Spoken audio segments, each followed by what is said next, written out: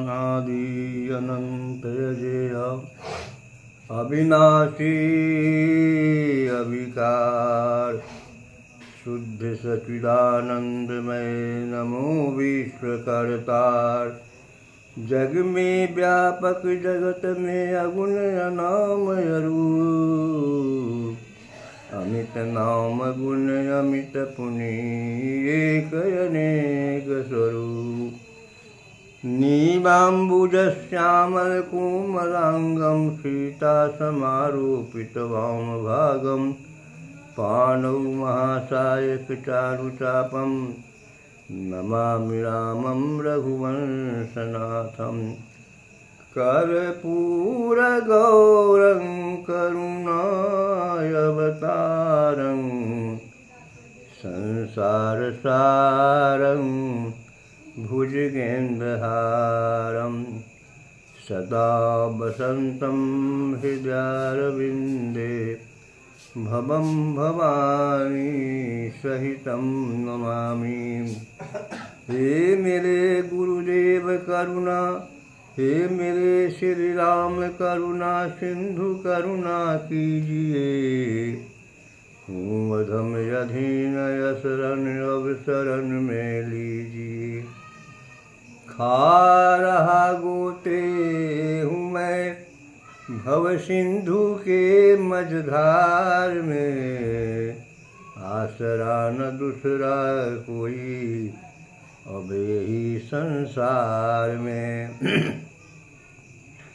मुझ में है जप तप न साधन और नहीं कुछ ज्ञान है, निर्लजता है एक बाकी और बस अभिमान है। पाप बोझों से लदी नैया भंवर में जा रही, नाथ दौड़ो अब बचाओ जल्द डूबी जा रही। हे मेरे श्री राम करुणा सिंधु करुणा कीजिए। श्री राम जय राम जय जय राम। श्री राम जय राम जय जय राम। मंगल भवन अमंगलहारी,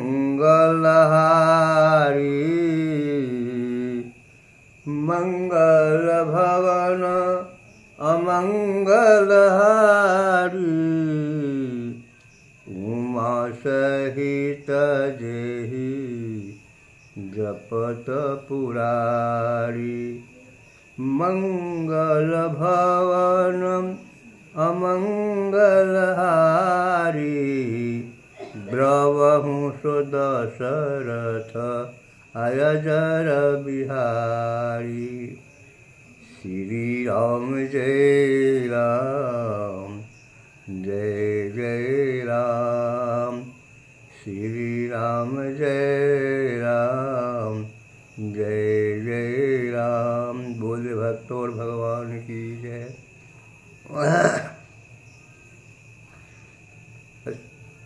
एक समय की बात है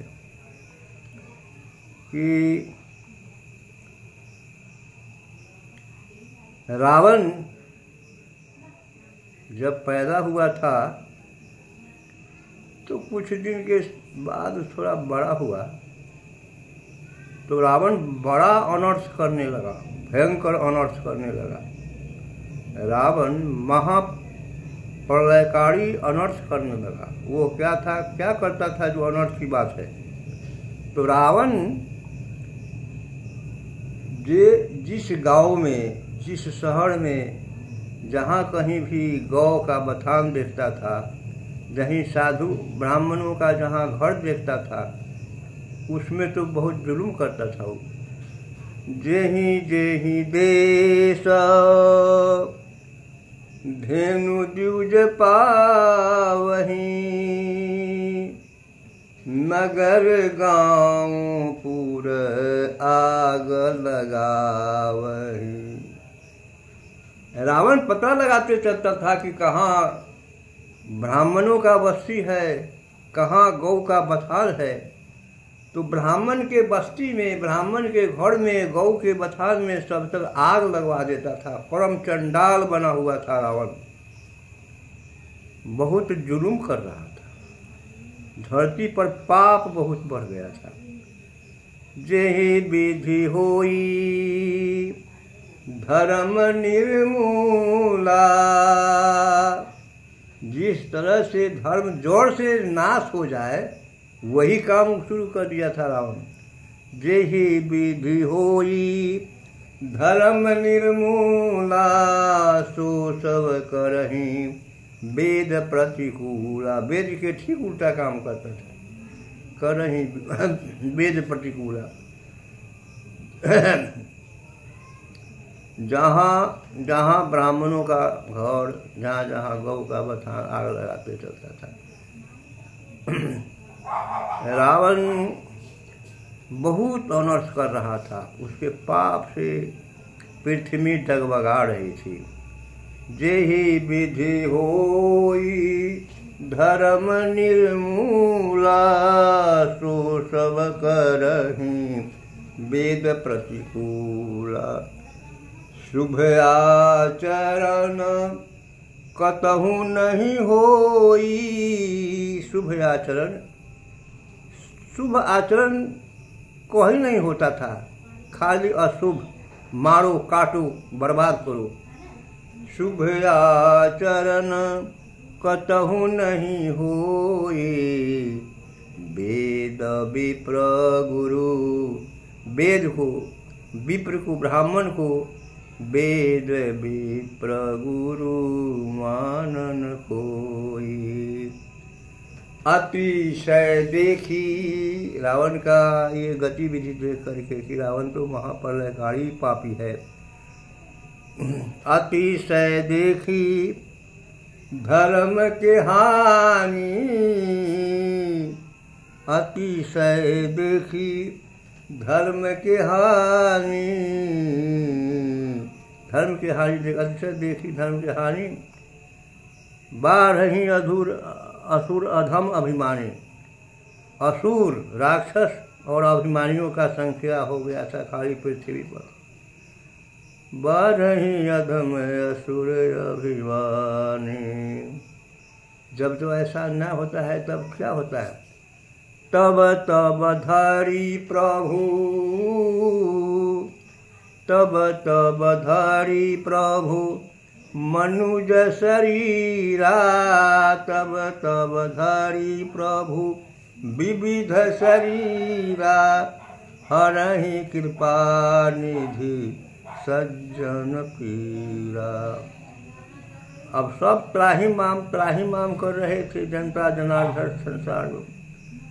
प्रभु जी, अब लोग रो रो कर भगवान को बुलाते थे। प्रभु जी लीही न खबरिया भारी, आफत लेना। प्रभु जी बहुत बड़ा आफत आ गया है, कोई को वो जान नहीं छोड़ेगा, सबको मार डालेगा। प्रभु जी लीही न खबरिया हमारी, रावण माँ भारी जुलुम करेगा। रावण बड़ा जुलुम कर रहा है। तो रावण के पाप से वो धरती माता डगमगा रही है। कहा कि अब हमको टिकने का कोई उपाय नहीं नजर आता है, तो खाली पापे होता है। गौ को मारना, ब्राह्मण को मारना, ये मामूली पाप थोड़े है। तो गौ माता लड़खड़ाने लगी। कहा कि अब क्या किया जाए? तो रोती बिलखती गौ माता, पृथ्वी माता ने गौ का रूप बना लिया और गौ का रूप बना करके वो कही कि चलते हैं आज ब्रह्मलोक में, ब्रह्मा जी से अब सब समाचार सुनाएंगे। धीरे धीरे पैर के बढ़ावे लागी धरती माता। चली भई रे ब्रह्मा जी के पास। वो ब्रह्मा जी के पास चली जा रही है। जाते जाते वो ब्रह्मलोक में पहुंची और वो बनी हुई थी गौ। गेट पर गौ माता बोली कि है तुम जाकर ब्रह्मा जी से कह दो कि एक गौ माता आपसे मिलने के लिए आई है। गेट के सिपाही गया और ब्रह्मा जी से कहा प्रभु हाँ एक गौ माता आपके द्वार पर खड़ी है, वो आपको बुला रही है। ब्रह्मा जी आए। गौ माता के रूप में पृथ्वी माता थी। पृथ्वी माता को ब्रह्मा जी बुलाकर ले गए और अपने बगल में बैठाए। पूछा कि हे पृथ्वी माता, आपके ऊपर कौन सी विपत्ति आ गई है कि आपने गौ का रूप धारण करके रोते बिलखते आई है। कहा कि हे ब्रह्मा भगवान, गौ माता बोली, जो पृथ्वी माता थी वो गौ का रूप धारण करके बोल रही है कि हे ब्रह्मा जी, धरती पर इतना पाप बढ़ गया है जो कहने के लायक नहीं है। हम टिकने के लायक नहीं रह गए हैं। वह पाप जो है सो रावण कर रहा है। जिस जिस देश में गौ को देखता है आग लगा देता है। ब्राह्मण के टोला में जाता है, ब्राह्मणों को आग फूंक कर जला देता है। अनर्थ घोर महापाप हो रहा है। हे प्रभु, इसका निदान कीजिए। ब्रह्मा जी कहते हैं कि हे गौ माता, हे पृथ्वी माता, आपने जो कही वह तो हमारे शक्ति से बाहर की बात है। हम रावण को कुछ बिगाड़ नहीं सकते हैं। अच्छा, इसके लिए हम लोग दोनों देवता मिल कर के चले। कहाँ चले? तो समुंदर के किनार पर शंकर भगवान समाधि में है। इस समय यही करना होगा कि चाहे जिस तरह से हो शंकर जी को जगाना होगा। तो दोनों पृथ्वी माता और ब्रह्मा जी दोनों चले जा रहे हैं। जाते जाते पहुँचे समंदर के किनार पर। वहाँ देखा कि भोले शंकर एकदम ध्यान अवस्था में है। अब ये दोनों सोचते हैं कि भाई शंकर भगवान को जगाया जाए तो कैसे जगाया जाए। तो वहाँ पर पृथ्वी माता और ब्रह्मा जी दोनों भगवान का स्तुति करने लगे, भजन करने लगे, स्तुति करने लगे। तो शिव जी के, शंकर जी के कान में कुछ गुनगुनाहट का आवाज़ हुआ। कहा कोई न कोई हमारे बगल में आया हुआ है, जरा ध्यान तोड़ के देखें कि वह है कौन। तो शंकर भगवान ने ध्यान तोड़े तो देखा कि सामने गौ माता के रूप में पृथ्वी माता है। पृथ्वी माता और ब्रह्मा जी दोनों खड़े हैं। पृथ्वी माता और ब्रह्मा जी ने बड़ा स्तुति किया शंकर जी का। शंकर जी कहें कि हे ब्रह्मा जी, हे गौ माता, हे पृथ्वी माता, आपने किस हेतु हमारे पास आए हैं? आपके पास क्या समस्या है जो हमारे पास आए हैं और मुझे मजबूरन ध्यान तोड़ना पड़ा। तो कहा कि प्रभु, अभी रावण का अत्याचार इतना बढ़ गया है जो वो जहाँ कहीं भी ब्राह्मण का गांव देखता है उसमें आग लगा के सभी ब्राह्मण ब्राह्मणियों और बच्चा सहित सबको जला देता है। ऐसा अनर्थ कर रहा है। जहाँ कहीं भी जहाँ जहाँ गौ का बथान है वहाँ आग लगवा देता है। इसलिए ब्राह्मण और गौ को तो खोजले चलता है। तो महापाप, महाजुलुम, भयंकर पाप हो रहा है। शंकर भगवान कहेंगे तो ठीक है, इस समस्या का समाधान करना ही होगा।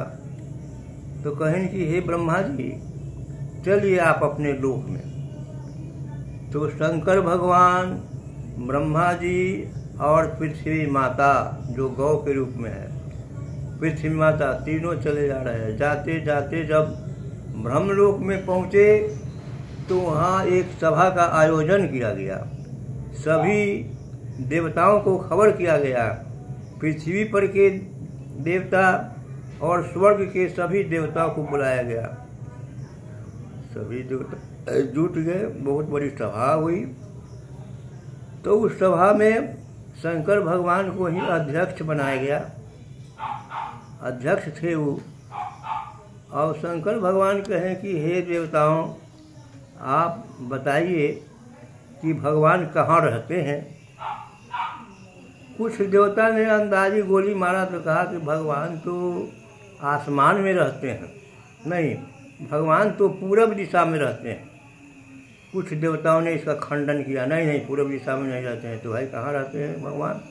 तो भगवान तो पश्चिम दिशा में रहते हैं। कुछ देवताओं ने इसका भी खंडन कर दिया। तो उनसे पूछा गया कि ये बताइए, जब न पूरब रहते हैं न पश्चिम रहते हैं तो रहते किधर हैं? कुछ देवताओं ने कहा कि वो तो दक्षिण दिशा में रहते हैं। कुछ देवताओं ने इसका भी खंडन कर दिया कि नहीं, वो दक्षिण दिशा में नहीं रहते हैं, से वो तो उत्तर दिशा में रहते हैं। कुछ देवताओं ने इसका भी खंडन कर दिया। तब हुआ कि कुछ देवता बतलाए कि नहीं, वो तो आसमान में रहते हैं, ऊपर रहते हैं। कुछ देवताओं ने इसका भी खंडन कर दिया। तो पूछा गया कि भाई तो रहते कहाँ है? तो दक्षिण दिशा में रहते हैं, और न आकाश में रहते हैं न पाताल में रहते हैं। अब तो सब के सब बउआ गए। भगवान शंकर जी सोचे कि तो सब कोई का कहना होना गया। तो हाँ, सबका कहना हो गया। तो भगवान शंकर जी बोले कि तो आप लोग सभी बैठ जाइए, आप सभी देवता बढ़ जाइए। वहाँ शंकर भगवान भोलेनाथ ने कहा, क्या कहा? हरि हरि व्यापक सर्वत्र समाना। भगवान शंकर कहते हैं कि हरि तो सब जगह व्यापक है। हरि व्यापक सर्वत्र समाना, प्रेम से प्रगट हो ही मैं जाना। वह सब जगह समान रूप से व्यापक है और प्रेम से बुलाने पर वो आते हैं। हरि व्यापक सर्वत्र समाना, प्रेम से प्रगट हो ही मैं जाना। देश काल दिशि विदिशहु माही, कहु सो कहाँ जहाँ हरि नाही। देश काल, कौन सा ऐसा देश है, कौन सा ऐसा समय है? देश काल दिशि विदिशहु माही, दिशा विदिशा, कहिए वो कौन सा जगह है जहाँ परमात्मा नहीं रहते? God is omni present and all powerful. भगवान सर्वव्यापी और सर्वशक्तिमान है। हरि व्यापक सर्वत्र समाना, प्रेम से प्रगट हो ही मैं जाना। तो हुआ कि तब हम लोग प्रेम से उनको बुलावे। तो सब देवता स्तुति करते हैं कि हे प्रभु, आप तो सब जगह व्यापक हैं और हम लोग त्राही माम कर रहे हैं। तो भगवान प्रकट तो नहीं हुए, है ना? भगवान प्रकट नहीं है, लेकिन उन्होंने आवाज़ दिया कि हे देवताओं, हे गौ माता, हे पृथ्वी माता, जनि डरपहु मुनि सिद्ध सुरेशा। अरे जनि डरपहु मुनि सिद्ध सुरेशा, तुम ही लागी धरियो नरवेशा। आप लोगों के दुख को दूर करने के लिए हम मनुष्य शरीर धारण करेंगे, है ना? तो भगवान ये वादा कर लिए कि हम आप लोगों के मुसीबत को दूर करने के लिए हम अवतार लेंगे। अब देखिए कि राजा दशरथ के घर में भगवान आने का वचन दिए हुए थे पहले से कि हम अयोध्या में जब राजा दशरथ राज करेंगे तो राजा दशरथ के राज में हम आएंगे। तो राजा दशरथ की 3 पत्नियां थी, कौशल्या, कैकेयी और सुमित्रा। तो भगवान वचन दिए हुए थे पहले कि हम अयोध्या में आपके यहाँ अवतार देंगे। जब जब होहि धर्म के हानि, बाढ़हि अधम असुर अभिमानी। तब तब धरि प्रभु मनुज शरीरा, तब तब धरि प्रभु विविध शरीरा। हरहि कृपा निधि सज्जन पीरा। भगवान जो है ना से वो 22 अवतार लिए हैं, 22 में 22 रूप में। वो एक रूप में खाली मनुष्य रूप में नहीं आए हैं। भगवान मनुष्य रूप में भी आए, वो ये कच्छप अवतार भी है उनका, नरसिंहा अवतार है, तरह तरह के अवतार धारण किए हैं। नरसिंहा अवतार लेकर के प्रहलाद की रक्षा किए थे, है ना। और ये बड़ा अवतार भी है उनका, कच्छप अवतार भी है। इसलिए वो जैसा समय देखते हैं वैसा अवतार लेते हैं। जदा जदा ही धर्मस्य, जदा जदा ही धर्मस्य ग्लानिर्भवति भारते। अभ्युत्थानं धर्मस्य तदात्माहं सृजाम्यहम्। परित्राणाय साधूनां विनाशाय च दुष्कृतां। धर्म संस्थापनार्थाय संभवामि जुगे जुगे। ये तो गीता की बात है, जो गीता में भगवान कृष्ण कहे हैं। हमारी रामायण में है कि जब जब होहि धर्म के हानि, जब जब होहि धर्म के हानि। बाढ़हि अधम असुर अभिमानी। तब तब धरि प्रभु विविध शरीरा। हरहि कृपा निधि सज्जन पीरा। परम दयालु भगवान हो, उनकर करिह भजनवा। परम दयालु प्रभु राम है, उनकर करिह भजनवा। तो भगवान तो परम दयालु हैं। जब भगवान पर विपत्ति पड़ती है और भगवान जब आह करके पुकारता है तो भगवान को आना पड़ता है, और भगवान आकर के अपने भक्त की रक्षा करते हैं। जदा जदा ही धर्मस्य ग्लानिर्भवति भारत। अभ्युत्थानं धर्मस्य तदात्माहं सृजाम्यहम्। परित्राणाय साधूनां विनाशाय च दुष्कृतां। धर्म संस्थापनार्थाय संभवामि जुगे जुगे।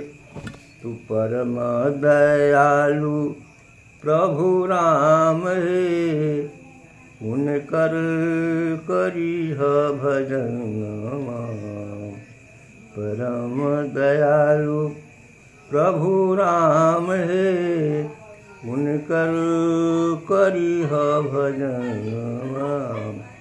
परम दयालु श्री कृष्ण हे, उनकर करिह भजन। बोले भक्त और भगवान की। तो भगवान परम दयालु हैं, और ऐसे परम दयालु भगवान को जो नहीं भजता है वो महामूर्ख है। भगवान का भजन कीजिए तो भजन से ही प्रसन्न होते हैं, और प्रसन्न होते हैं तो आपको निहाल कर देते हैं। अब एक बार की बात है कि भगवान शिवरी के घर पहुँचे थे। शिवरी पगड़ी बनी हुई थी, शिवरी पगड़ी बनी हुई थी। कहा कि हम कतना दिन से हमर गुरु कहलन मतंग ऋषि कि तू यहीं रही हो बेटी, कहीं न जइह, तोरा भगवान दर्शन देत। लेकिन कहा हमरा दर्शन देवन। अब हमरा मन कैसे कि हम मर जाती, प्राण छोड़ देती। तो शिवरी एक दिन बड़ा रो रही थी अछूता होकर, और कहा कि तो हम तनी सगुन करके देखी भी कि भगवान हमारा यहाँ ऐतन कि न ऐतन। तो शिवरी सगुन करती है। शिवरी करेली सगुनवा, सबरी करेली सगुनवा, मोरो घर राम जी ऐतन। शिवरी करेली सगुनवा, मोरो घर राम जी ऐतन। हे प्रभु, हे राम, हमरा घरे ऐती रहुआ दर्शन देती, एकरे में हम सगुन कैली हो। सगुनवा में उतरा है कि नहीं शिवरी घबराओ मत, हम तो तुम्हारे यहाँ आ ही रहे हैं, बहुत जल्दी आएंगे। तो बहुत जल्दी आएंगे तो शिवरी सोची कि न कोई प्रबंध न है, अब हम जल्दी आएंगे, न कोई फल फूल है, न बिछावन है, न गंगा जल है। तो शिवरी हारी हारी उसके चटैया बीनी, और टूट के चटैया बीन करके और चंगेली लेकर वो जाती है जंगल में फल लेने के लिए कि प्रभु आएंगे तो मैं उनको भोग कौन चीज़ से लगाएंगे। तो शिवरी जंगल में गई। शिवरी पेड़ के बैर को तोड़ती है और उसको उठा के चखती है। तो जो पेड़ का बैर खट्टा लगे उसको फेंक देती है, और दूसरे पेड़ के बैर को चुखती है। मीठा लगता है तो उसको चंगेली में तोड़ के भर लेती है। एवं प्रकारे न भगवान के भोग के लिए बैर से तो चंगेली भर ली। अब कहा कि भगवान के माला के लिए फूल तोड़ना है। शिवरी फूल लोड़ रही है। शिवरी फूल तोड़ करके चंगेली में भर देती है और ले जा करके रख देती है, और वो पानी भर कर रख लेती है कठौता में, और इंतज़ार करती है कि प्रभु जी कब आएंगे। अब ये देखती है कि रास्ता तो बड़ा गंदा है, सब कुछ तो हो गया, लेकिन रास्ता बड़ा गंदा है, प्रभु कैसे आएंगे। तो वहाँ पर भक्तों ने गाया है कि लंबी लंबी केसिया से रहिया बहारे, शिवरी कैसे आई है ना, शिवरी करेली सगुनवा, प्रभु जी कैसे आई है ना। सगुन में उतरा प्रभु फल फूल तोड़ के ले आई, काठ के कठौता में गंगा जल रख ली, और वो अब इंतज़ार कर रही है प्रभु के आने का। प्रभु जी को जैसे जैसे विलम्ब होता है शिवरी घबराती है। कहा नौ ही है, कहा भगवान हमरा यहाँ। शिवरी रोई रोई, सबरी रोई रोई, प्रभु के बुलावे लगली ना। सबरी रोई रोई, प्रभु के बुलावे लगली ना। शिवरी रो रो के भगवान को बुलाती है।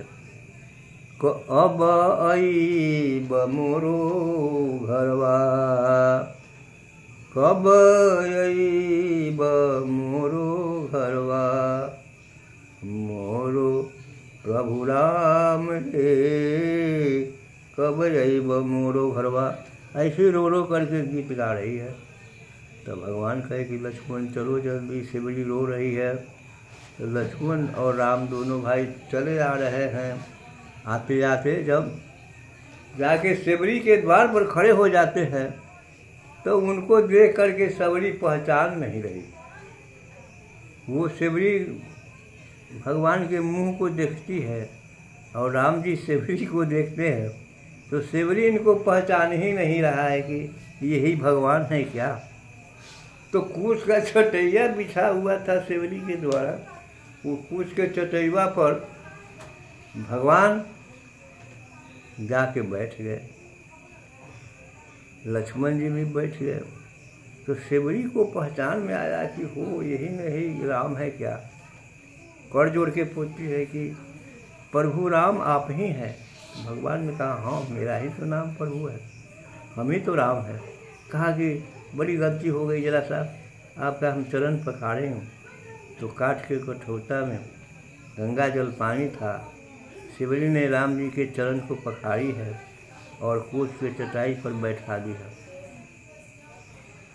प्रबल प्रेम की पाली पर कर प्रभु का नियम बदलते देखा। उनकी शान टले टल जाए, भक्त का मान न टलते देखा। उनको देखा क्या कि शिवरी एक परात में बैर तोड़ करके लाई है और बैर को भगवान राम के सामने रख देती। तो भगवान तो प्रेम के भूखे थे, वो बैर को उठाकर खाने लगे। लेकिन लक्ष्मण जी उस बैर को नहीं खा रहे। तो अपने हाथ से उठा करके भगवान राम ने लक्ष्मण जी को कहा, लक्ष्मण अरे बैर खाओ, बड़ा मीठा है।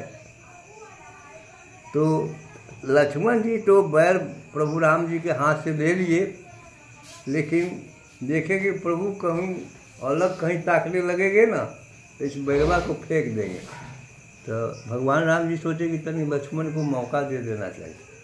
तो लक्ष्मण की तरफ से मुंह घुमा लिए और जो मुंह घुमा लिए तो ये तो खा रहे हैं दनादन, लेकिन लक्ष्मण जी उस बैरवा को घुमा के फेंक दिया।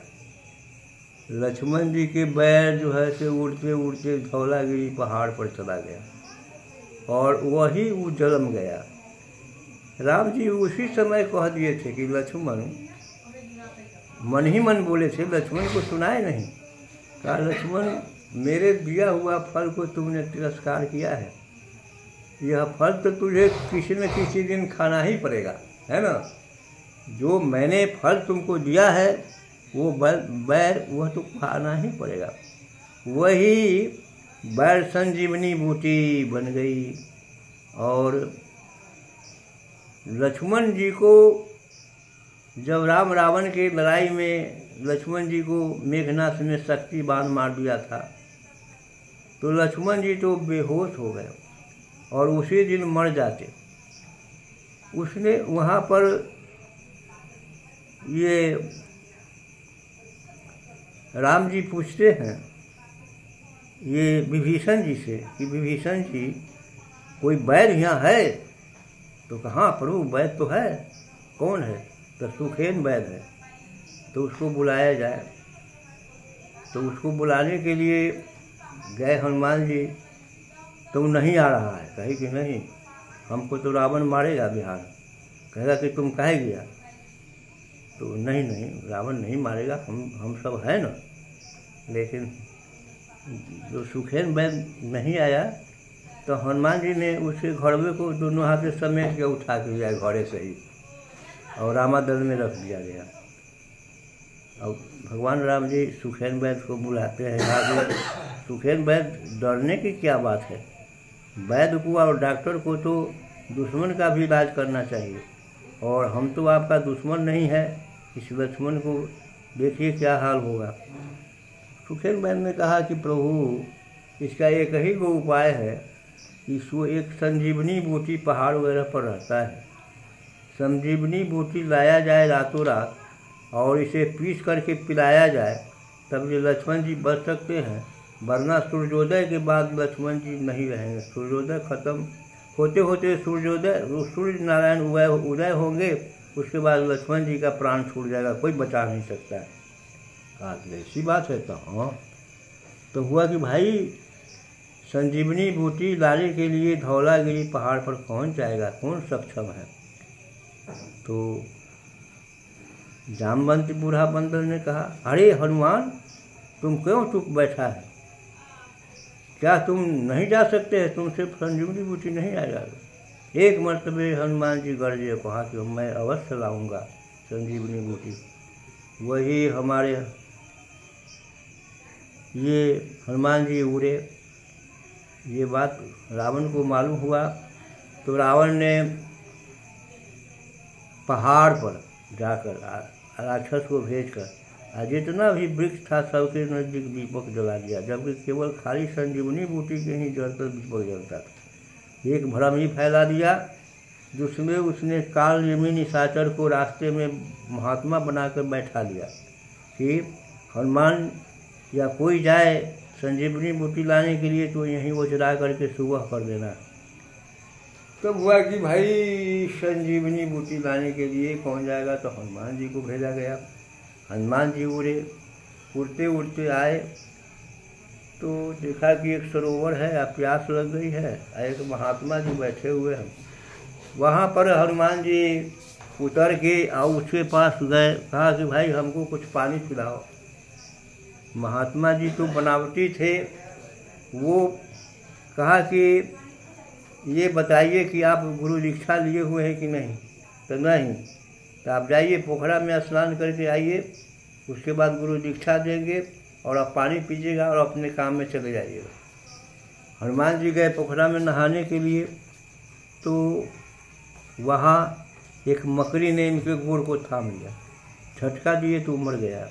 वहाँ से हनुमान जी आए तो कहा कि हाँ, से विधि बताने लगा ये काल नेमी कि हम गुरु दीक्षा जरा दे देते हैं। तो कहा कि तो ठीक है।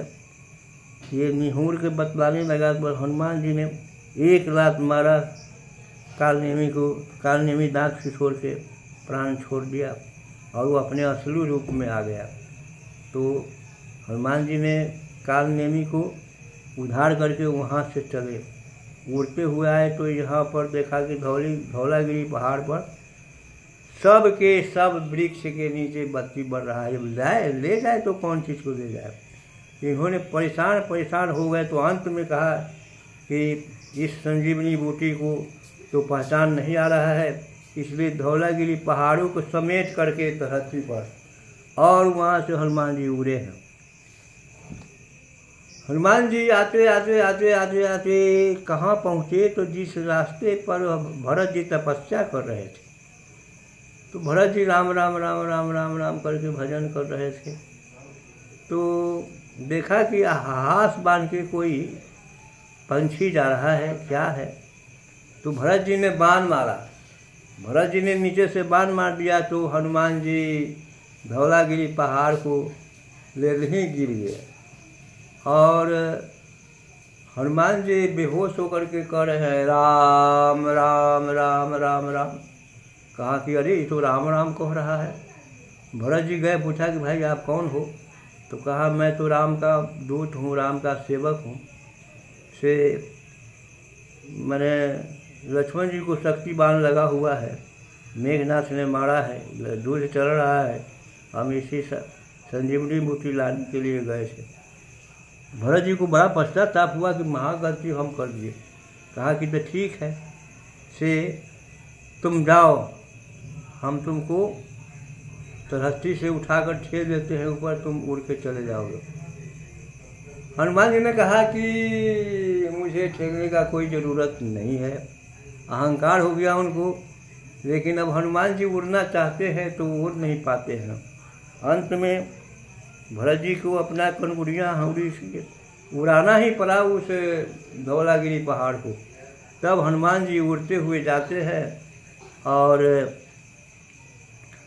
सुखेन वैद्य देखा तो कहा कि हाँ यही सब वृक्ष के नीचे दीपक जल रहा था, लेकिन सुखेन वैद्य ने असली जो संजीवनी बूटी थी उसको पहचान करके उसको उखाड़ लिया और उस जड़ी को पीस करके लक्ष्मण जी को दिया जाता है। लक्ष्मण जी को पिलाने के बाद लक्ष्मण जी कहते हैं राम राम राम राम राम कहते हुए लक्ष्मण जी बैठ जाते हैं। और